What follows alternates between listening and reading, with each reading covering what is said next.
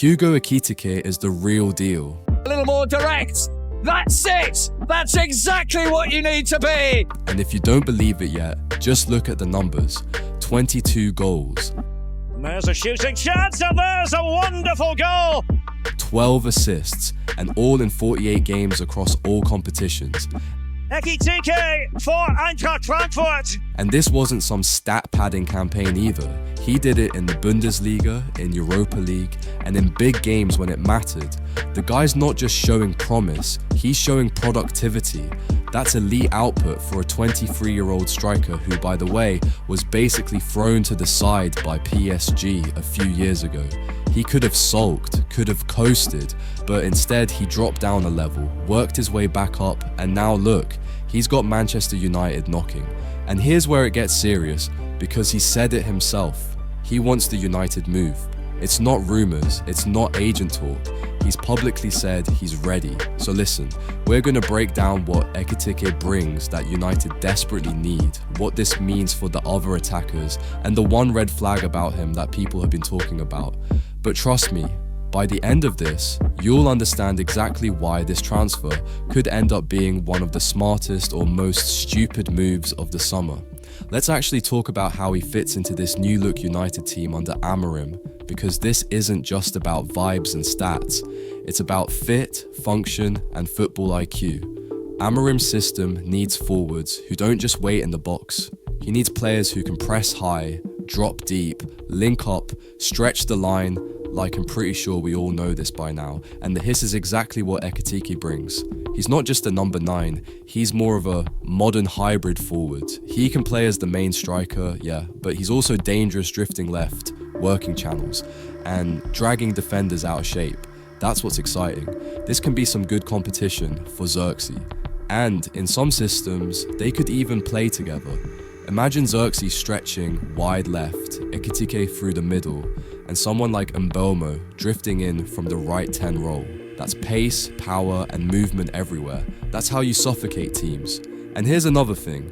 Ekitike's link-up play is underrated. At Frankfurt, he wasn't just scoring goals, he was involved in the build-up. He was dropping between the lines, playing quick 1-2s, and creating overloads in the half spaces. That fits Amorim's ideal front line. If you're rebuilding this attack from scratch, this is exactly the kind of player you start with. Hungry, multifunctional, and already producing at a high level in a good European league. Now here's the slight problem. Frankfurt want around £85 million for him, which is a mad amount of money to pay for a 23-year-old striker that's not been proven in them Prem. If we're about to drop £85 million on Hugo Ekitike, we better have a real plan. Don't tell me we're gonna sign him just to still play Dalot at wing back and Maguire in a back three.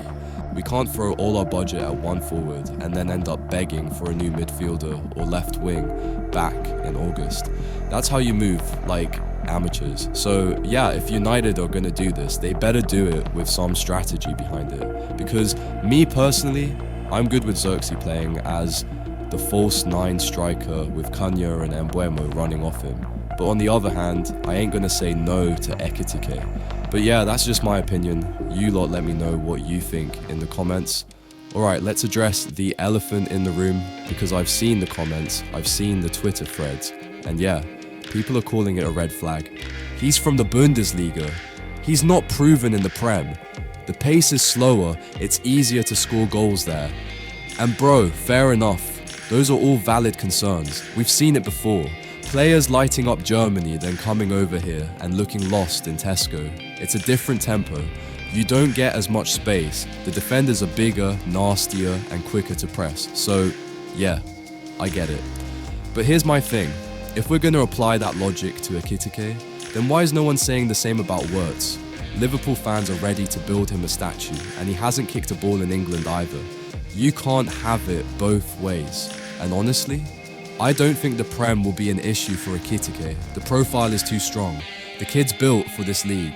He's tall, rapid, got the strength, and he plays with his chest out. He doesn't hide.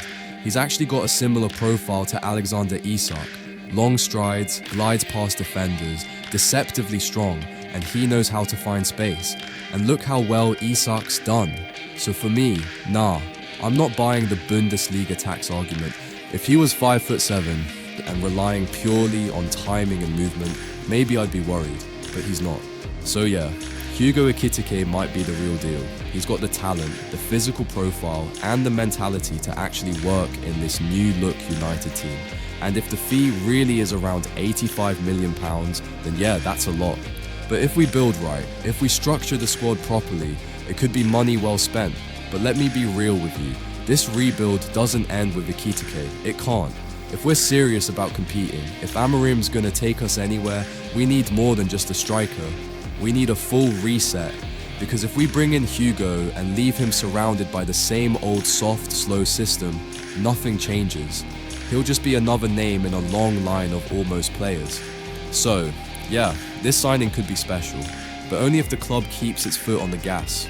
No shortcuts, no half jobs, full rebuild. Anyway, let me know what you think in the comments. Are you backing Ekitike? Is he worth the money? And who else needs to come in if we really want this rebuild to work?